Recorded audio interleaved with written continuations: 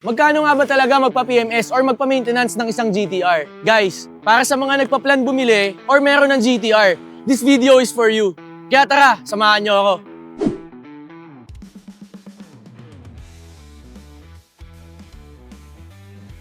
Pa-PMS ako ng boss, ng GTR ko kasi alam ko due date na to eh. So ito yung susi. Sino ba ang kailangan natin kausapin dito? Wards, si Wards ang may kausap dito eh, si Doc Wards eh. Sino ba dapat? Sino? Si Ma'am Clarice. Ayun, guys, hanapin natin si Ma'am Clarice. Saan ba si Ma'am Clarice? So yun guys, si Doc Wards yung nag-recommend sa atin dito.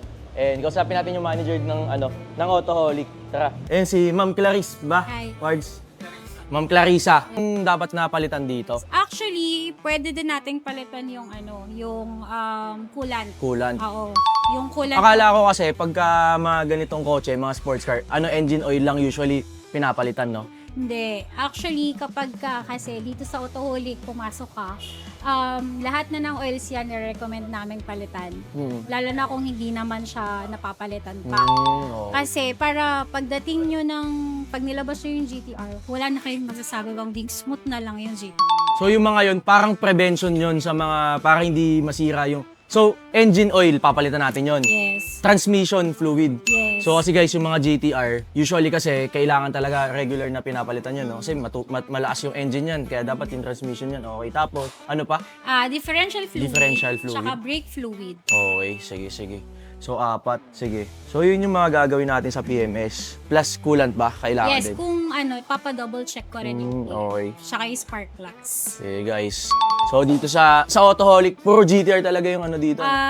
Oo, yun yung specialty nila. Pero, nung boys, etong ibang mga cars is ginagawa na rin namin siya.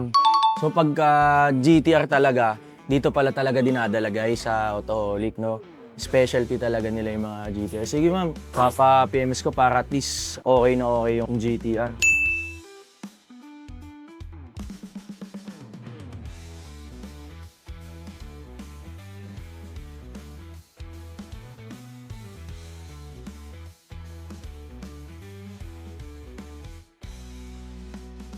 So guys, mamaya malalaman nyo kung magkano yung gastusan ng mga PMS guys.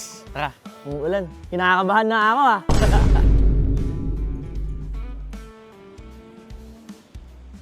Ano yung mga ginawa natin? Ano lang, fish strand lang. Saka ni oil lang. Kasi malinis na ako. So guys, yung ginawa nila ngayon is yung transmission oil lang. Dahil, ganun pala kayo. Pag halimbawa, hindi pa naman kailangan palitan, hindi pa talaga pinapalitan. Mas okay yun pag ganun. Nire-program na yung TPMS, okay. Lakas ah. Saka yung warning sir ng washer fluid. Okay na rin. Kadalasan kasi guys, usually umiilaw sa mga ganitong GTR. Yun, TPMS, tapos yung water, na-program na rin nila. So ate, saan tayo magbabayaran ba? Sa taas na? Sige, tara. So guys, nandito na tayo ngayon sa office ng Autoholic para isettle yung deal natin kay Godzilla. Ang kagandahan dito guys sa Autoholic, nakita kasi nila ni Ate Clarissa na, and yung mga mechanic nila, nakita nila na hindi pa kailangan palitan yung engine oil. So hindi muna nila pinalitan yun. Okay pa daw pala yung oil ng GTR natin guys. At saka yung ano pa yun ma? Engine oil, brake fluid, tsaka Differential. So yun yung kagandahan dito. So pagka okay pa, hindi pa sila magsasuggest na palitan mo na kaagad yun. Ano yung pinalitan natin ngayon? Transmission oil. Transmission oil. So, sobrang importante nun sa mga GTR guys, yung transmission oil. So, sige. Eto, settle na natin. Ma'am, wala ba tong discount? Standard lang kasi yung presyo natin. So, ayun guys. Walang vlogger dito guys. Talagang magbabayad tayo. Aray ko! Yung bill. So, for the transmission fluid, okay. Done deal. Bayad pa lang muna tayo guys. Ito magbabayad tayo guys.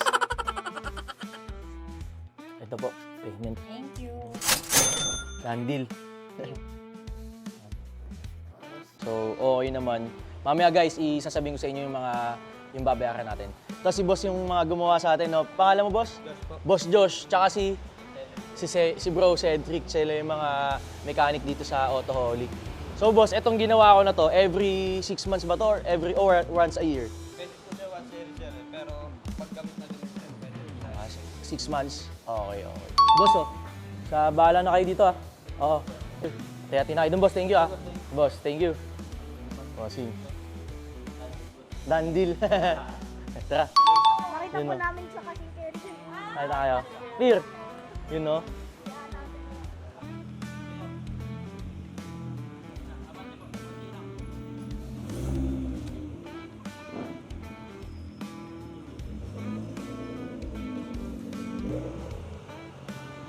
So guys, regarding naman sa price, pagdating sa full PMS ng GTR, I think kailangan nyo maganda ng around mga 50,000 mga ganyan. Estimate lang naman yan guys.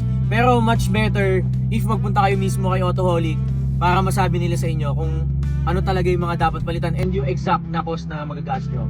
Kaya once again, see you on our next vlog.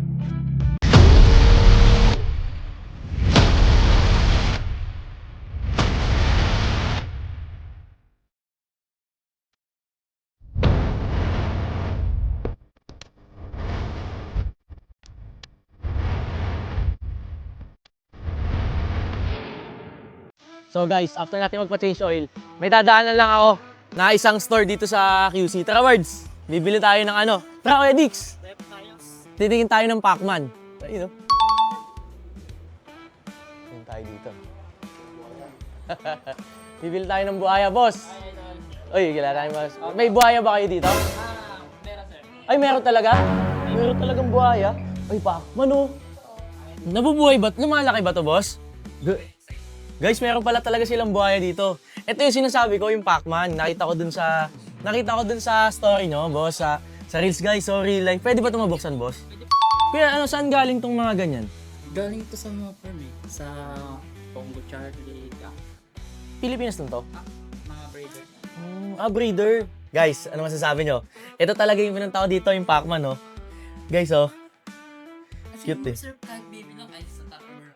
Baby lang to. Yung baby. Mga hanggang gano'ng kalaki nilalaki nun? Yung full size niya sir, ganyan. Oh, ang hanggat na yun. Pang na yan. Titingin pa tayo ng iba. Baka may iba pa tayong mabili. Guys, tara dito tayo. Tingnan natin. Ito. Ano to, kuya? Bearded Dragon. Magkano Bearded Dragon nyo? Gondo. Asan? Yung guys, oh, Bearded Dragon. Tapos dito, meron pa dito Tortoise. Guys, oh. Sulkata. Guys, dati, mahilig talaga ako mag-pet. Sa bahay namin sa Valenzuela, meron akong red ear turtle doon. Ganyang kalaki na yun. Words, tara dito. Lagyan mo kami. Ito mababait itong mga to. Tingnan mo, lagyan mo yung kami mo doon. Ayun o. Ay, ang laki oh. Puso. Sulcata turtle. Nangangagat ko kaya? Guys, oh, laki oh. Dinosaur to eh. 5 years, ang laki no. Oh, yung sa akin guys, meron ako 10 years na. Pero ano lang yung sa akin, red ear lang yun. Kuya ano to, hindi, kahit natutuyuan, okay lang to. 2 years oh. Guys, ang lalaki na to. Ano to kuya, kayo nagpalaki nito? Kaya may discount ba dito pag ano, pag vlogger? Guys, narinig mo, wala daw vlogger dito. Ito, sawa oh. Hindi sir. Actually, pinapabait po. Mabait yan, pinakabait. Hindi nakagat yan kuya. Sa mga Magkano yan? Lawin ako nito. Sarap nga hawakan. ano kay BJ? Ay, gumagapang guys eh. Kaya mo bebo? Hindi naman to nakagat eh. Bait to words oh. Tama. Gawebo oh. Guys, 20,000 pesos. Ano tawag? Corn snake? Saan to? Ibang bansa din to? Imported din to? Ganda ng kulay. 20,000 yan. Wala naman discount. Oh shit! Paano tayo magkakadandil niyan, boss? Aray ko! Aray ko! Kasi guys, naghahanap ako ng pet na lalagay natin sa office natin, sa showroom. Okay oh. Pero baka ano lang, siguro ang pinag-iisipan ko baka hindi naman ako mag-snake muna. Bearded Dragon, Pacman or